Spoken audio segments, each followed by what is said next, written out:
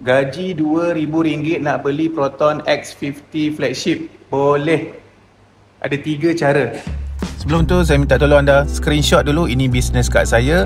Bila anda dah ready nak berusaha nak beli kereta Proton, saya lah sales advisor yang akan bantu anda A to Z. Okey, kembali kepada topik utama. Gaji RM2,000 boleh tak nak beli Proton X50 flagship? Jawapannya boleh. Ada 3 cara. Cara yang pertama iaitu besarkan down payment. Dari segi pengiraan pihak bank, untuk anda rakyat Malaysia yang bergaji RM2,000, kelayakan bayaran bulanan anda maksimum lebih kurang 500 lebih saja. Dari segi kemampuan lah, ini pengiraan pihak bank. Gaji RM2,000, kemampuan untuk bayar kereta bulanan, lingkungan maksimum bayaran bulanan 500 lebih. Tapi untuk Proton X50, kalau anda kosong deposit ataupun kosong bayaran muka, bulanan jadi RM1,000 lebih.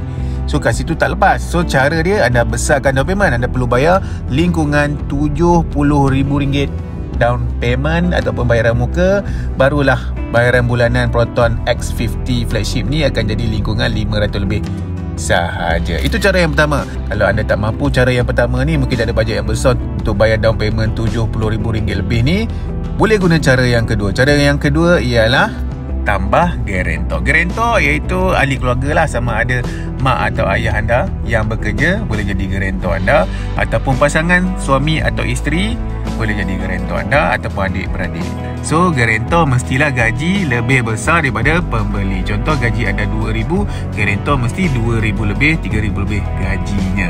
So cara yang kedua boleh lepas insyaAllah untuk anda beli Proton X50 flagship. Kalau cara yang kedua pun tak boleh, so saya akan propose anda guna cara yang ketiga. Cara yang ketiga ialah anda beli cash lah.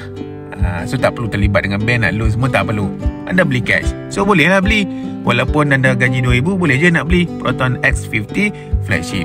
Tapi kalau ketiga-tiga cara pun tak boleh, kalau ketiga-tiga cara ni pun anda tak boleh nak buat, so saya cadangkan anda yang bergaji RM2,000 ni tukarlah ke model yang lebih mampu milik, harganya seperti Proton Saga. Untuk Proton Saga, kalau anda nak kosong deposit pun boleh. Tak perlu guarantor, tak perlu down payment, bayaran muka pun tak perlu. Tak perlu nak beli secara tunai pun tak apa. Gaji RM2,000 pun boleh kosong deposit, full loan Proton Saga. Bayaran bulanan pun kalau lower spec RM400 lebih Proton Saga, yang full spec lebih kurang RM510, RM520 je.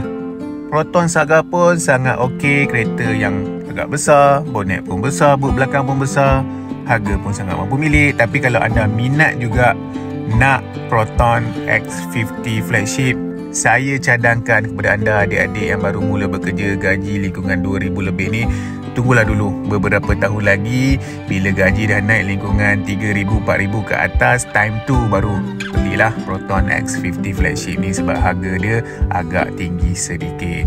Permulaan ni ambillah Proton Saga dulu, tak ada masalah pun. Kereta yang selesa, kereta Malaysia, harga mampu milik, khas untuk anda. Alright, jumpa lagi di next video. Assalamualaikum. Jom beli Proton Saga, ini store bunyi macam vroom vroom laga.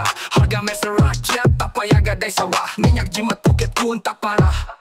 Yo, Saga, jom beli Proton Saga. Boleh bawa mak ayah atau nenek sepupu kakak. Saga, jom beli Proton Saga. Parking senang, hati pun rasa lega.